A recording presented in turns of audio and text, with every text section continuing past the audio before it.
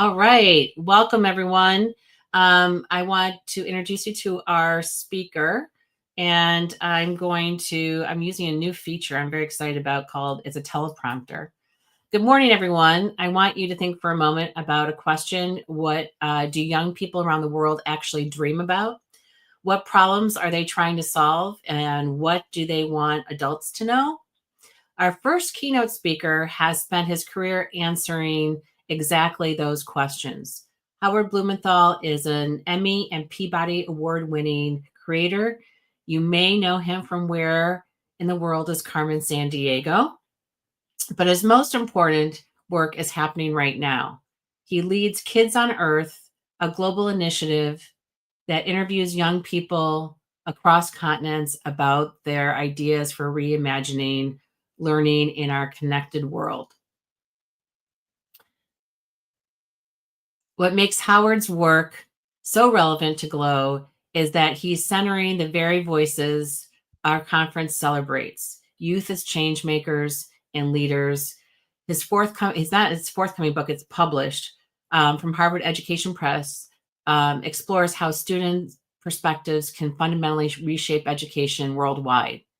In a world where we often talk about young people, Howard is listening to them.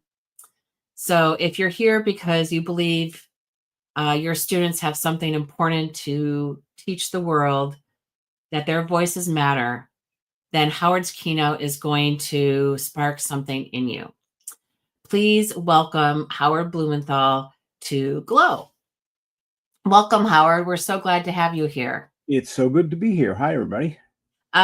Before we get started, I want to let everybody know there are a couple of polls in the stage under the polls tab, and we would love for you to take a look at those polls and respond to them so Howard knows who's in the room.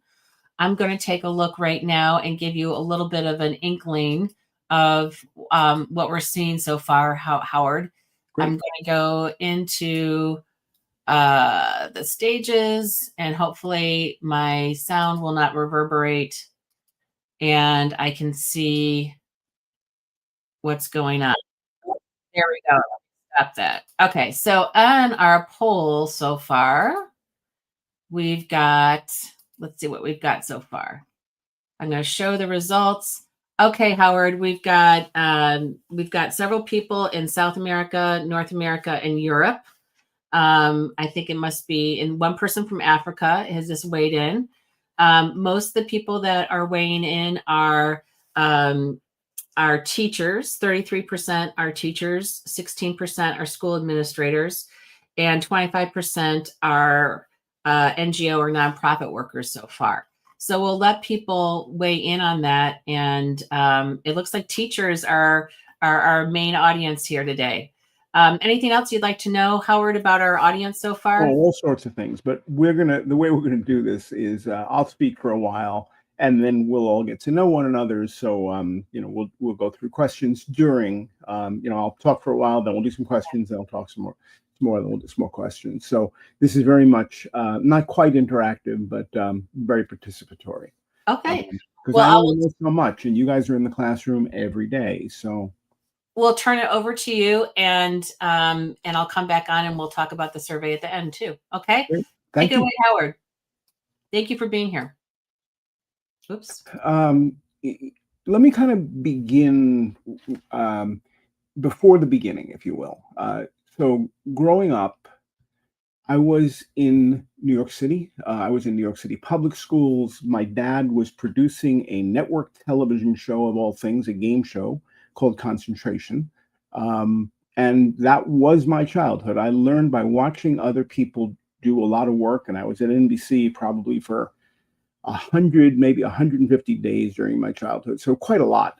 And my father brought stories home about how television operated. And this is not an era when television was, 150 or 500 or 1,000 channels or streamed. This was 3 networks. So if you were at home watching, whether you were an adult, often a housewife, or you were a kid who was sick from school that day, you watched Concentration. And that learning experience for me, watching adults interact watching them be at the top of their game. Remember, this is live television for the first bunch of years. And watching them have a really good time doing it was a really wonderful model for me. And because my public school classrooms in Queens, in New York, were somewhat similar, the teachers were very open. The curriculum wasn't too tight. We had a lot of freedom. So we learned about the space shoots. We learned about um, the elections. We learned about newspapers and the differences between the probably a dozen different newspapers in New York City at the time. So the world was really open to us in part because the teachers were given a lot of freedom. And as kids, we use that freedom and we encourage teachers to help us understand the world in ways that we don't do now. So in many ways, I feel that my 1960s education was probably a better model than what we use now. And there were certainly problems with it. So let's talk a little bit about that. So along the way, I created and produced a very popular public television series in the US called Where in the World Is Carmen Sandiego. It's based upon some very popular computer software. At the time we did this, households were just beginning, parents were just beginning to buy computers. So they wanted to know, and they would ask the teachers, what software should I put on the computer? The answer was often this geography game.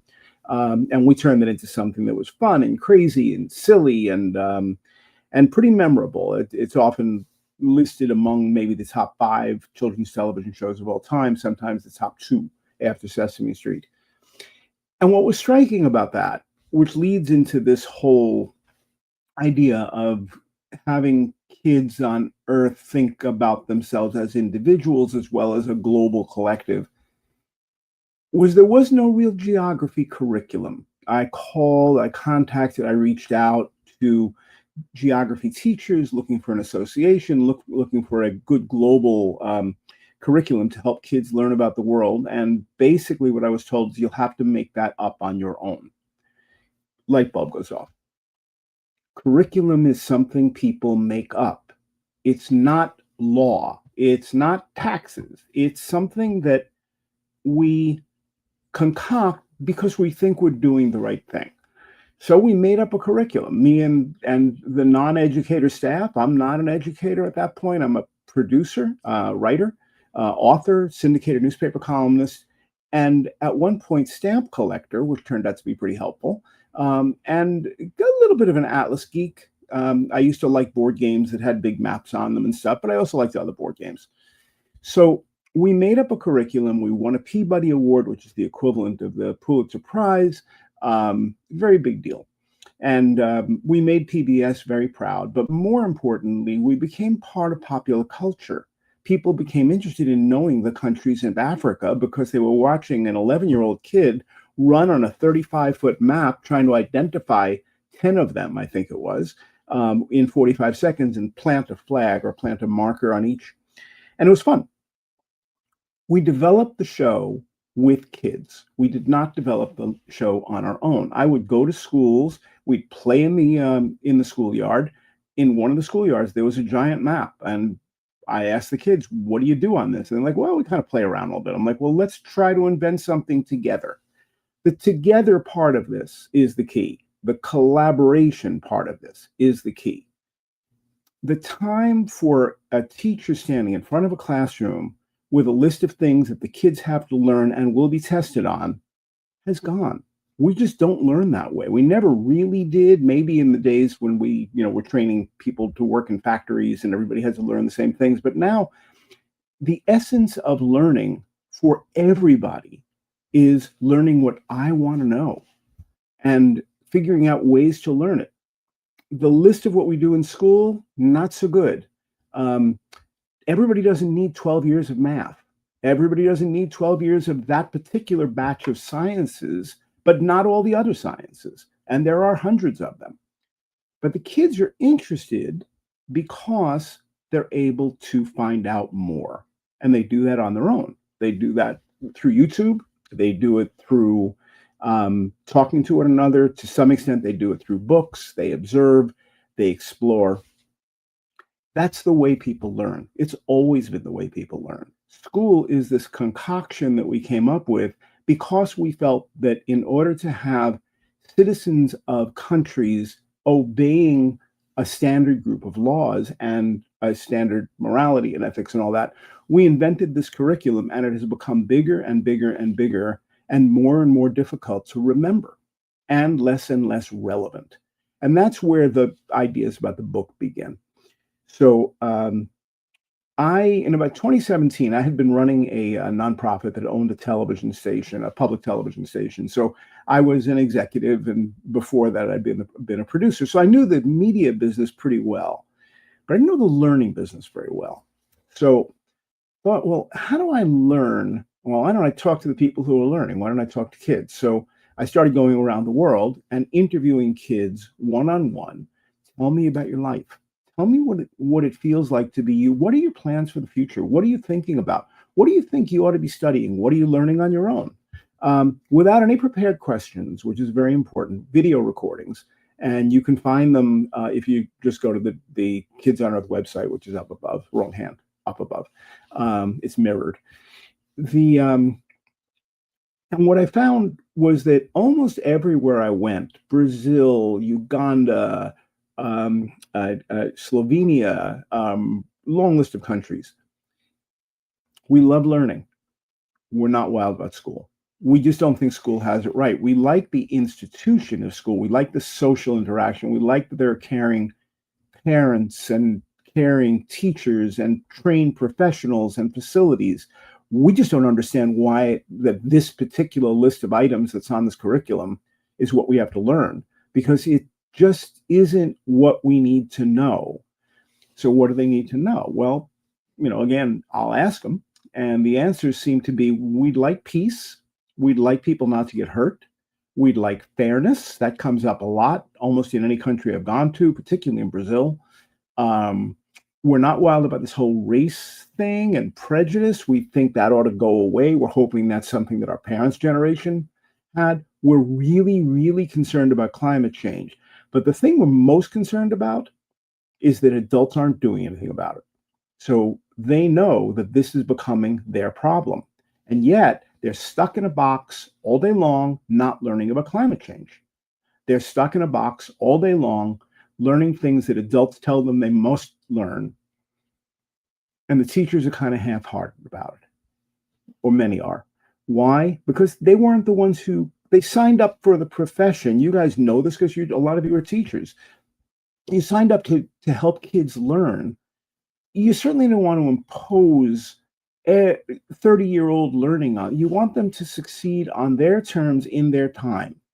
And that's not really the way school is designed. It's designed for mass education, mass distribution of common ideas so that everybody more or less learns the same things.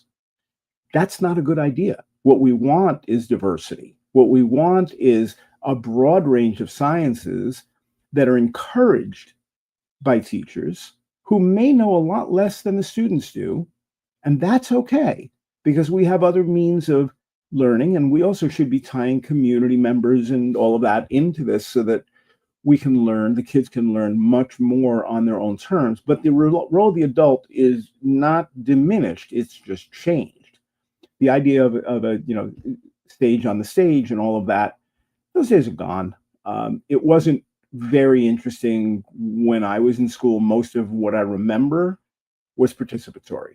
I remember almost none of the curriculum. And I remember at that point, I'm thinking, well, maybe I could be an A student, but that would mean that I'd have to spend all my time learning things I don't care about. Probably better to be a B student. Everybody will be happy, maybe B plus, and then I can learn things I do want to know. That seemed novel at the time, doesn't seem so novel now. In fact, it was so novel that when I was in college in upstate New York, at the State University of New York, I went to the provost and said, I think what we're doing is wrong. I'm like 18 or 19 or 20 or something. He's like, well, okay, smarty pants, what do you think you ought to be doing? I don't think I should be sitting in a room with 30 people who don't know anything about Chaucer. I was an English major. and listening to them speak in Middle English rather badly and not understand anything that's going on. It seems to me I ought to have a better way to learn that, but I don't think a better way is to have 30 people who also don't know what they're talking about. And I don't think I should be forced, as I was, to take the Chaucer class in the first place. Well, what would you do instead? I'm like, well, I'm interested in John Steinbeck, American author. I'm interested in Arthur Miller, American playwright. I'm interested in, at that time, in Jack Kerouac and the whole Beat Generation thing. So there was a bunch of literature, a body of literature that I was interested in. And to my astonishment, the provost closed the door. I'm thinking I'm going to be in trouble because I was somewhat high visibility on campus. And it was actually the associate provost said, you could do this if you want to. I'm like, well, what do you mean? She said, you don't have to go to classes. I'm like, what do you mean? What are you talking about? She said, well, we have this thing called a directed study, but we don't tell students about it. I'm like, why wouldn't you? Because they might like it, and then we wouldn't be able to manage it. Like, okay, I sort of understand the logic of that. It's kind of loopy, but sure. Find a professor who will become your guide. I'm like, I don't think I need a guide. I think I'm reading Arthur Miller, and if I have questions, I'm happy to ask. But mostly, I don't want to be writing papers, and I don't want to be sitting through lectures. I just want to read the next play and try to understand it. And if I don't understand it, I'd like to read it again. She's like, yeah, okay, you could do that. You think you really have the discipline to do that? Like, I think that's the natural state, that I'm curious. And sitting in a room filled with 30 people who don't care about a subject that we're all supposed to be learning about sounds like the not natural state. And yet that's the model we use for school. So it's kind of bizarre the way we treat school as if it is the correct answer. Largely in writing the book, we've determined that it probably isn't the right answer, and that the right answer probably has a lot more to do with what we learn in what we call not school, which is all the stuff that school just doesn't do. Not in any negative way. The school can't really provide endless access to the internet and tons of information available by YouTube or websites or etc. School's not really designed for play on a large scale. If I want to play, I'm going to go out in my neighborhood and I'm going to play. I don't know that I want to get sweated up for 15 minutes of running around playing cage ball or something. But I think exercise, and we'll talk about that, is very important during the school day. I just don't know the way we did it makes much sense. A bunch of smelly teenagers. It's also television plays a huge role in learning. And parents and friends and activities and observation and scouts, all of that I put into the not school envelope. And I think we need to spend a lot more time learning how learning works in that area, because it's the predominant way that human beings learn throughout their lives. And then you get to, and we'll make this sort of the next part, if we don't use math and science and social studies, what would we do? And my answer to that, which I'm happy to explain in more detail, but I feel like I've already talked enough for a bit, looks more like your body, your mind, your life, our planet, or our countries and cultures. And from within that, I think there is a very, very limited number of fundamentals that everybody should know and learn throughout the years at a more sophisticated level. But I also suspect that most of the time should be spent by individuals in small groups who are guided and mentored and provided resources by a teacher who is no longer burdened with lesson plans or curriculum. I think we can get rid of about 75% of curriculum. And I'm getting that number from let's see if I can move in the right direction, from Bob Pianta, who is my co-author, who for 15 years or something was the dean of the School of Education and Human Development at the University of Virginia, one of the biggest schools and one of the biggest teacher factories, if you will, in that region. So I was very surprised when he said, I just think most of what we're trying to help kids learn or teach them, I'm always worried about that word, is irrelevant and really it's not meaningful. And then we load on tests to make sure they're learning things that essentially aren't all that important. So we'll talk more about that sort of fresh way of thinking about how we spend time in school and how do we organize it. But I've kind of given you a lot of information and been talking for 20 minutes. So why don't I stop? Why don't I do a little bit of listening? And Lucy, I hope we have some questions. And if we do, I'm happy to answer them, or comments or whatever. We have some comments. And Okay. so first of all, people loved Carmen Sandiego. They remember it from their childhood. And it was interesting because I used the game when I was teaching, as a baby teacher, but just the generational aspects of it. Some of my colleagues here were in school, so lots of us have had different experiences with it. The other, you were talking about how students, engagement and motivation, and Ellen, who works with international schools, was talking about letting students lead their education process. And she went on to say that students must be involved in co-creating, and we need to stop doing school to them. And my take on this is, and I think you and I talked about this the other day, is when you have a large public school in the United States, and I can't speak for other parts of the world, it's hard to personalize that education and to really know your students. In the independent school world, in the international school world, there's a attention to the whole child. And so it doesn't translate well to the factory model of public education in general. Right. So I think that's part of it. And then Ellen went on to say the lack of relevance to kids' lives is really key. So do you want to respond to what Ellen was saying a little bit? Yep. Thank you, Ellen. I'm going to break it down in 3 different ways, and we talk about this in the book. We actually talk about it in a few different ways. There's relevance, there's utility, and there's purpose. And we're kind of weak in our current system, believing that, and I'm going to wrap some of what Lucy just said. It's easier to do this in a private school, but most people attend public school. And it's such an overwhelming number, not only in the US, but worldwide, that we really need to fix the public system. So with that, learning is personal. That's the first most important thing. If I'm not interested in something, I'm not learning it. But if I am interested in something, you can't keep me away from it. And I'll think about it during my dreams because I'm engaged, I care. But the second piece is learning is relational. So a parallel word to personal. If I like you, if I respect you, if you're my teacher, if you're my parent, if you're my friend, if you're on TV, you might turn me on to something. You might you might light a spark. And I may want to follow you the way I did my father.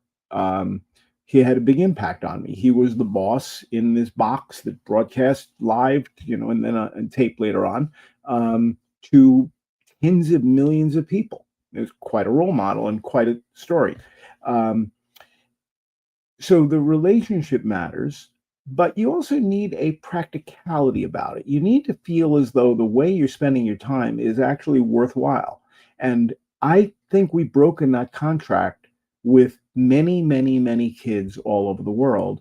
And we see that not only by 3rd grade, because the kids have plenty of other input, and remember, they're starting earlier now too, but very much in college and very much in that broken contract between, if you learn this in high school, you'll be able to earn a living, you'll be able to pay for college is a whole nother thing, but you'll be able to really benefit from college, and then there'll be jobs for you. And that isn't true. And it's becoming less true as we go. So the kids quite naturally are going, well, I'm watching my brother, my cousin, my uncle, my aunt go through this. They followed all the rules and they can't find work, or they can't make enough money. So all of this is very connected.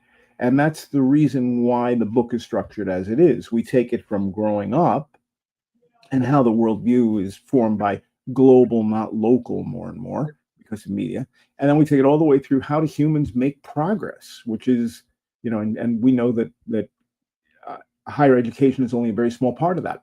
Maybe 1 in 3, maybe 1 in 4 people actually finish college. And when they do, heck, if you're an elementary school teacher, the distance between not going to college and going to college, that salary is not, gap is not that big. There's a lot of work we have to do. Yeah.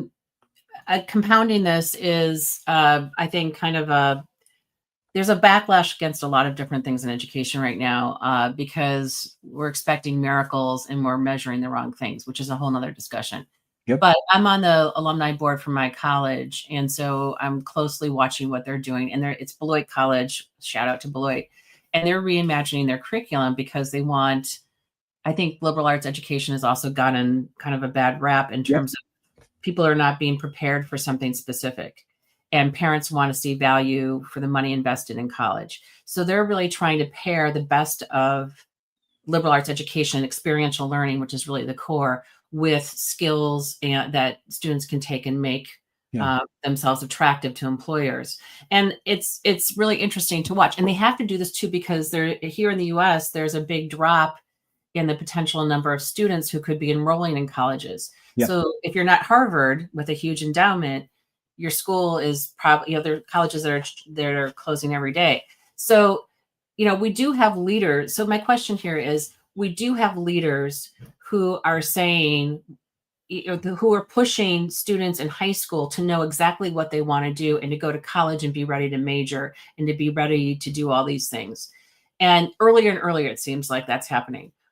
How do we give kids some room to explore what they want to do and not have that set in stone and not have it be sounding so career and technical education oriented, I guess? So we're going to go back to that chapter 1, growing up. So a lot has changed. There's a lot more information now available to many kids, not everybody. The ones who don't have internet, that's about a third in the world, don't have this advantage. But those who do can build a much clearer picture of what that future looks like, and they can do it when they're 8 or 9.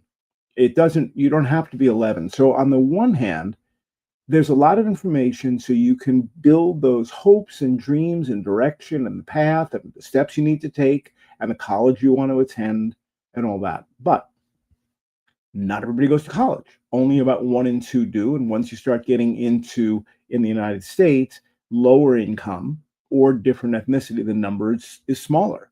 But getting through college, in part because the financial system, at least in the US, is so wicked, it's very difficult to kind of latch onto, this is what I want to do, and it's worth staying with it. So we have a dropout rate that's like 40% or 50% or something. So, but the piece that I'm going to transfer over to Africa is, okay, I've worked really hard. I've got my master's degree. We don't have an employment marketplace, and AI is taking away a lot of those traditional jobs. So if I've been good and followed math into auditing or into accounting or into engineering, what I'm finding already, or coding, is that those jobs aren't available. They have, some of them have just been erased already, and we're at the very early stages of AI. But a lot of the notion of who I am and who I'm becoming is wrapped up in this too. So am I going to pick my gender when I'm 8 years old? I might. Kids have been given enormous permission to become themselves and to be the best version of themselves they could possibly be. But with 2 working parents and other concerns of the household, they have to go beyond the parents and grandparents, that's the tradition, in order to get that information and to try to figure out where they fit in. So I've spoken to many, one in Greece who's in the book, Rosa, and another in West Virginia, in Charleston, West Virginia. And both of them have said, listen, I'm about 18. I'm really smart. I'm really capable. I've done a lot of stuff. I've won awards that students win. And I'm, in one case, a pretty serious musician. But Rosa is like, hey, my choice of gender just doesn't play in Greece. I have to leave. I have to go somewhere else to this very rich life, and her mom agrees with her. So in the case of the other, he's in the book, but I'm not remembering his name. He's looking at his computer screen going, I am moving to Seattle. And I think he knew that when he was 13. Why? Because there's employment. The streets are safe. He's not necessarily worried about being kidnapped, which is a real concern because of the drug trade. He's very concerned in West Virginia because the old Union Carbide factory has polluted, the earth and the water, and he just feels like if he stays, he'll die. So that's a lot for somebody who's, at that point, I think he was 18, but imagine being 12 years old and facing that. And so on the one hand, we're asking a lot of the kids, and then we're compounding it by saying, and by the way, you have to stay in school for 12 or 13 years or 10 in other parts of the world. We're going to feed you a whole lot of stuff that isn't relevant. It's going to be boring.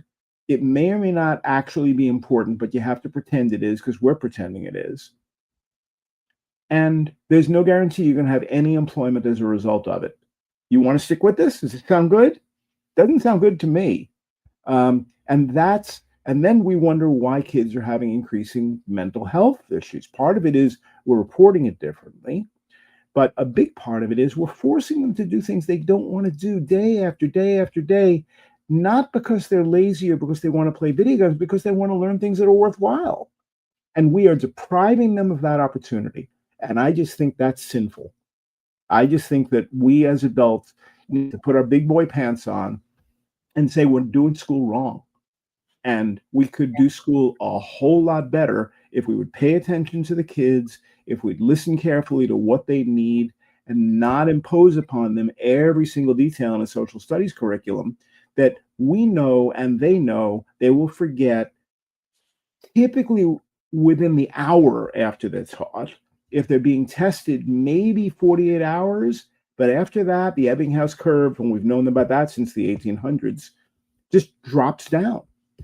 And they'll never return to it again unless there's an occasion for those synapses to fire together. Yeah. But we need to understand brain. We need to understand brain science. We need to understand cognition. That should be part and parcel of every teacher's training. And it's not. Oh, yeah, absolutely. I agree. But we don't know much about learning. We know a whole lot about doing school, but I was astonished at how much hard work I had to do to write chapter 2, a chapter about learning, because I assumed reasonably that what we were doing in school tracked what we know about how human beings learn. I was wrong. So now I got to find the real stuff. I found a cognitive science teacher, a scientist in outside Paris. So his books were really helpful. And then I spoke to a lot of university professors, and some would refer to a schism between educational psychology and cognitive science, or what becomes cognitive science, in about 1960, which seems sort of incredible to me because it's some time ago. Yeah. But we're not hitting it. We're doing it wrong. And the reason we wrote the book is to say, hey, listen, there are other ways to think about this, and we're ignoring them. And we're doing that, we're making that decision in a very, very expensive, short-sighted way. We need those kids to propel human progress. If they're not learning what they want, what they need to be learning, want to be learning, we don't make progress. And if we're cutting off immigration, which has been the US's secret formula for making progress, that's a huge problem. Now, we're staying in one place. Many other countries are stepping forward, but they don't have the resources or the infrastructure on a large scale that the US has had. Now, there's negatives to that too, but we need full participation by everybody, whether it's climate change or anything else. And we're not teaching that. We don't collaborate from one school to another. If there's kids in Belgium who are interested in something that kids in a town in Kentucky are interested in, we haven't built that bridge yet. We have the technology, but we're so afraid of having technology in the classrooms that we tell the kids not to use this very powerful computer that's in their pocket, but instead to put it in the bin. Yeah, we're banning it now. There's this big backlash against insane. It's just we've created all of this ability to gather knowledge and we're not using it. In fact, we're scared of it. I think there Except are when we're there not in school. And are, when we're not in school, the kids use it all the time. I do There's think that something there's some wrong with this projects. picture. Yeah. Yeah, I agree. I think there are some projects that are happening that are trying to combat that, but not at the scale that we would like. And that this globally connected teaching and learning that I firmly believe in is taking a back seat here in the United States too. We don't call it global citizenship education or whatever for a number of reasons. We talk about global competence, but I don't think everybody's familiar with that concept. No. In Europe, they've been doing this for a long time. There's a wide body of research on global citizenship education and how it impacts things. And so we here in the United States have not taken that on. Anyway, there's so much I could unpack here. Yeah. One of the things that another independence or another international school person brought up was that, you know, in all of this, there's still foundational knowledge that kids have to have. Yes. So and so Ryan pointed out, I'll put his comment up here, that, you know, curricular design becomes so crucial, knowing when to open things up and letting kids explore more interests.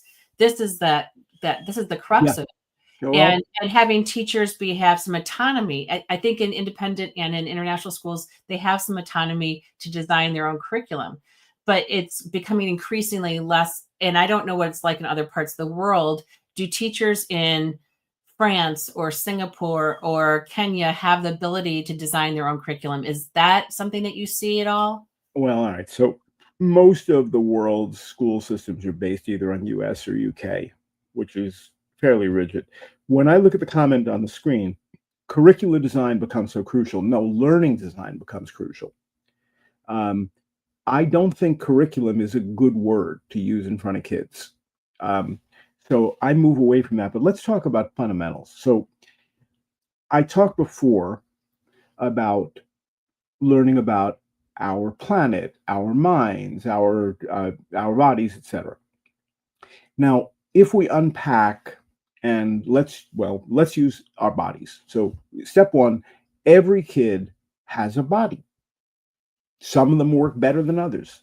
Some of them are big and small and different colors and all that. And not everybody has full use of everything in their body. And some people have really optimized that or believe it's important. And other people have some artificial parts of their body. And some rely upon devices of one kind or another to correct things. This would be one of them, eyeglasses, right? But there's a lot of examples of that. So step one, everybody's body is different, but we share some characteristics. The first is it's hard to replace the parts of the body. Most body parts can't be replaced, not yet.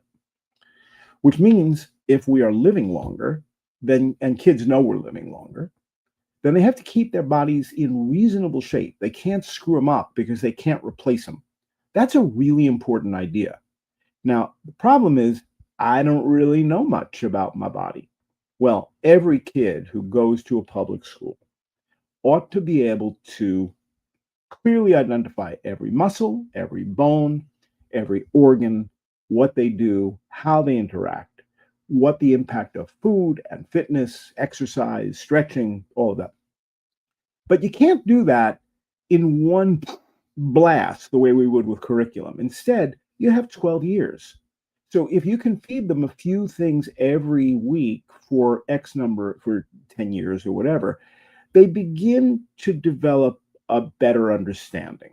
Now, what you're going to teach a kindergartner might be different from what you're going to teach an 11th grader, but that word teaching, I use very judiciously. I think there are fundamentals, we call them, and I think those fundamentals should be developed by governments and by communities and by kids and revised every year. And there ought to be a list of those, and they should be publicly available, but they should change. So when we look at heart, and heart is an example I use a lot, and it's something that we do in the book as well, chapter 4 or something like that. What do I know about my own heart? I think it has something to do with pumping blood. I'm not completely sure whether it also cleans the blood. I think that's like the liver or the kidney or something a little further south.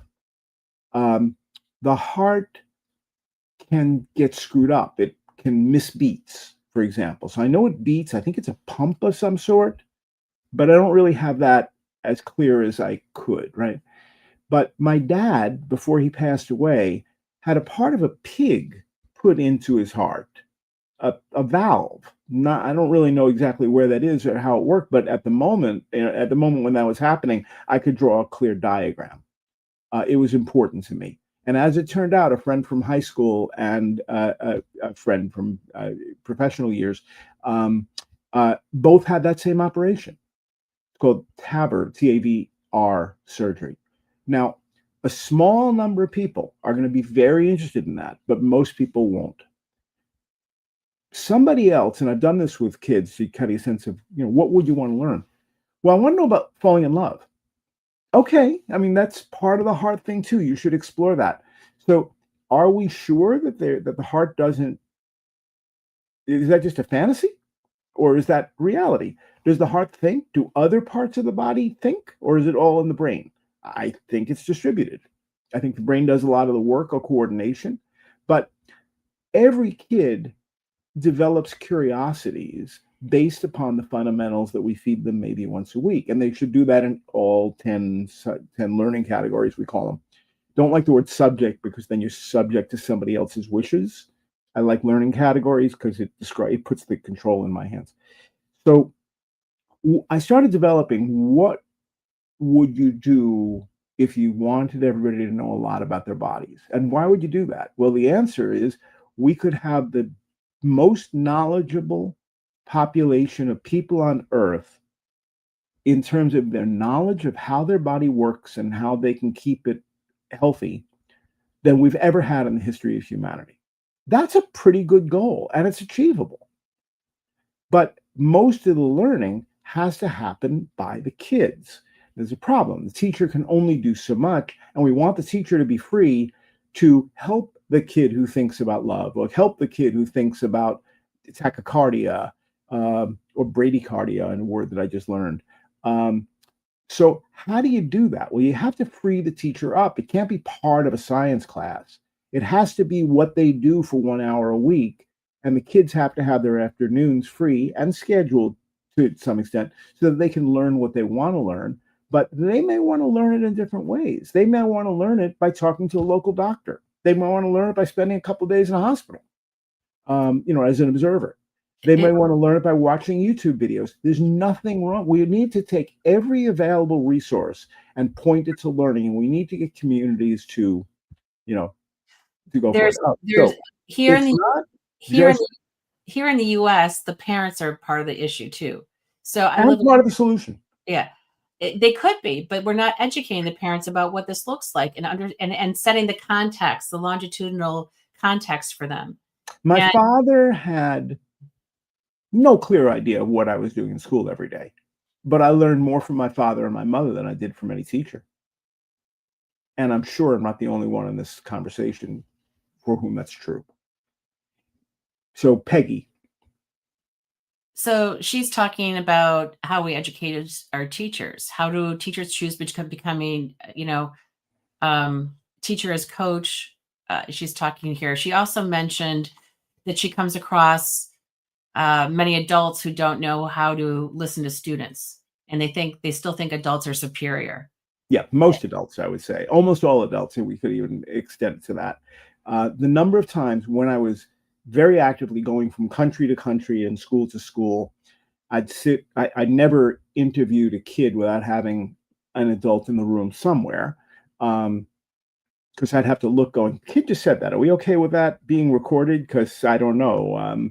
But it was just the right way to do it.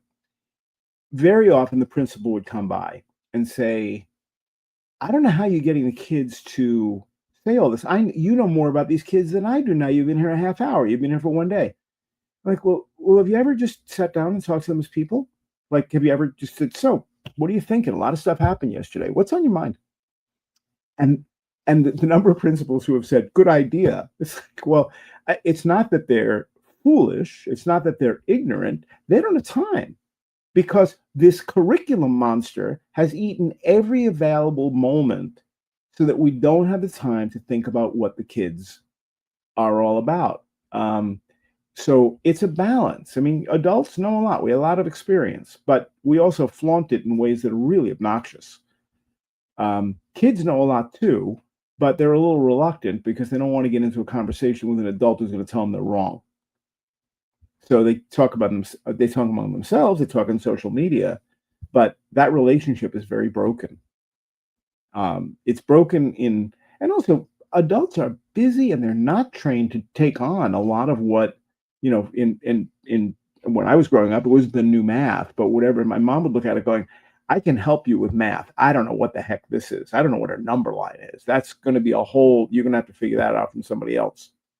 So I'd go and talk to other students. And they're like, okay, here's how it works. You got positive here, you got negative here. This is what a coordinate grid looks like. Like, okay, would I use that? And the kid would be like, I don't know. We're just supposed to know it for the test. So in my life, and I'll ask everybody else, how valuable have number lines been in your life? Because for me, I'm good with like, yeah, it's a negative number. I'm okay. Did anybody else like actually, if you're not a math teacher, like just anybody, you want to throw a poll up and see? I think they were helpful when I was teaching, first graders math, Mhm. and we had a little tape on our desk that they could look at. Yeah. But yeah, I mean, there's definitely the relevance of curriculum as an issue. Yeah. For a very small number of people, it's really important. But for everybody, not so much. It's about Eric says it's about the user experience, and the users are the students. I think the users would be a lot more engaged if they were learning things they cared about or could be encouraged to care about. I just don't know that, learning lots of math is great for your brain and your ability to be able to solve problems and all that. Yeah, that's true for any subject, though. It's just the math teachers now have it on their sweatshirts. So there are people presenting at the conference that I think fit this bill. I'm thinking of a school in Virginia. Jenny, I think she's presenting right after this, I think, and she's presenting with a student. And I'm blanking right now because I'm frazzled. But there are people who are presenting some of this stuff, and I think examples of places that are able to do this, I think you can find in your book, and I think are really beneficial to people. They need to be able to point to use cases, I think, in general. In very general, right? Because once we start looking at, well, there's an exemplar school, that means everybody else does. Yeah. What's my North Star? Sven is asking. Yeah. I will add one thing too. The other thing about the United States is that we're not looking at other countries. We look at Finland in particular and say, oh, we want to be like Finland, but then we never take the ideas and actually put them into the implementation at scale. I want to say individually, but and at scale. Kids, the kids reflect that too. In interviewing kids from the U.S., far less exposure to other countries aside from I want to go to Germany because I saw a basketball team or something, or a football team. So what's the North Star for Kids on Earth? I think step one, I just want to get everybody in the system, from kids through the policymakers, including teachers, to talk about this. To, number one, say, what's it like growing up now? Is it different from the way my experience, my own experience 30 years ago? Number two, does the way we do school, the subjects, the organization, the curriculum, the testing, does it make any sense at all? What if we just pour all the liquid out of that cup?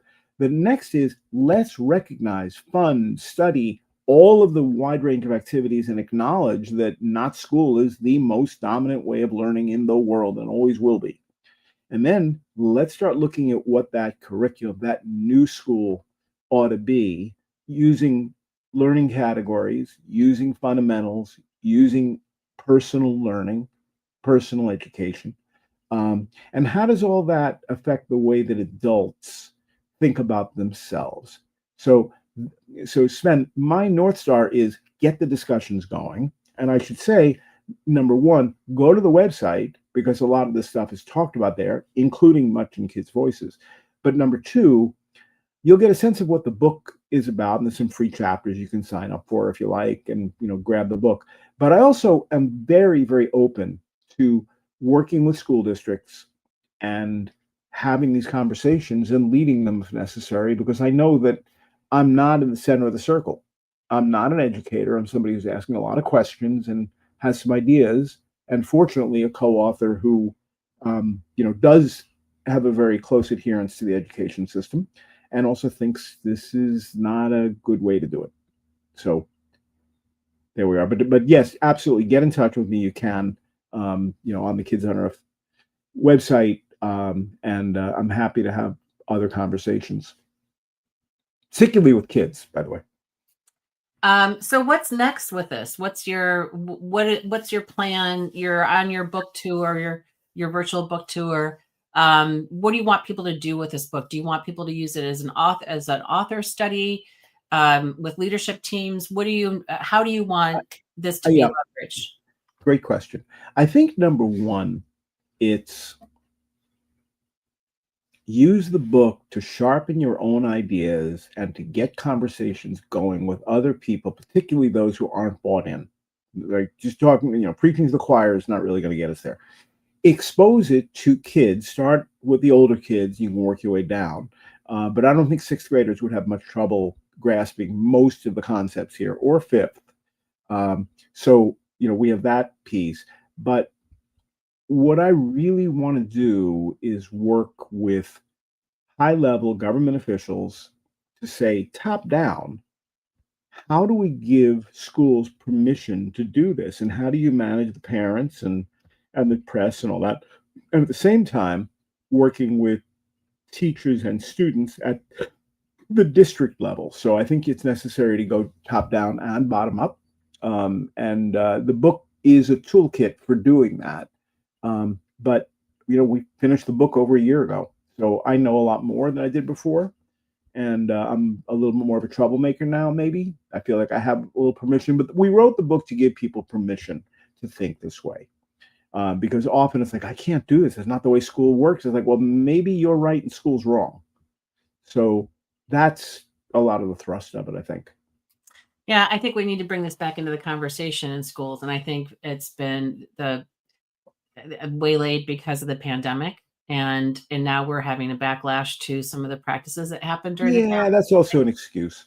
Yeah, and I think the most inspirational school leaders that I've come across are trying to push their schools forward no matter what.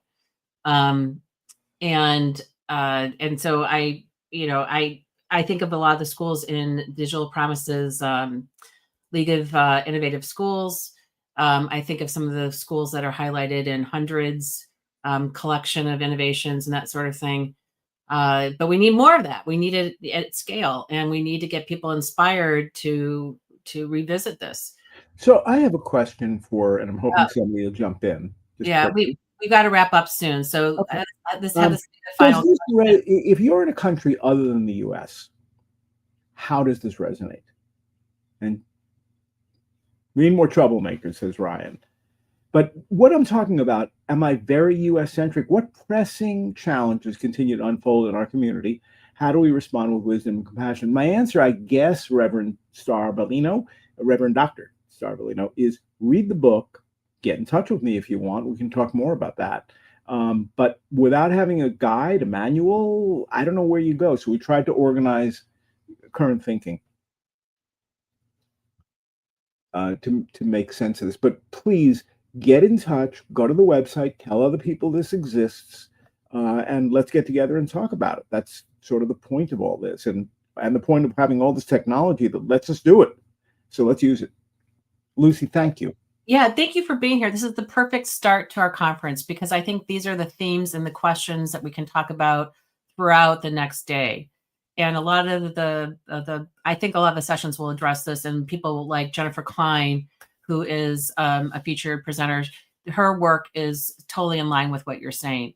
So I hope that people will continue this and think about what Howard has to say and purchase his book.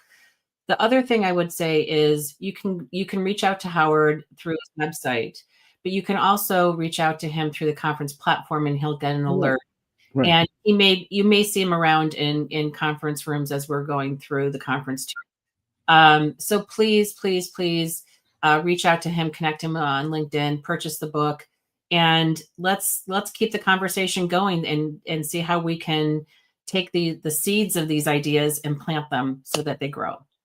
Thank you, Howard, for being here. Really appreciate this. Love the conversation. Love the comments from everyone. And we definitely need more troublemakers, good troublemakers. So let's keep doing it throughout the conference. And next hour, we have a couple featured speakers. One is Jenny Finn, who I mentioned earlier in her school, and she's presenting with a student. I need to go help them get on stage. So I'm going to end the stream right now. But in about 5 minutes, we're going to get the next set going on the featured speaker stages and also the Spanish stages. And there's also a couple sessions as well. So we'll see everyone in a few minutes. And thanks again for being here, everyone. I appreciate this, Howard. And we'll talk again soon. Great. Thank you. Bye-bye.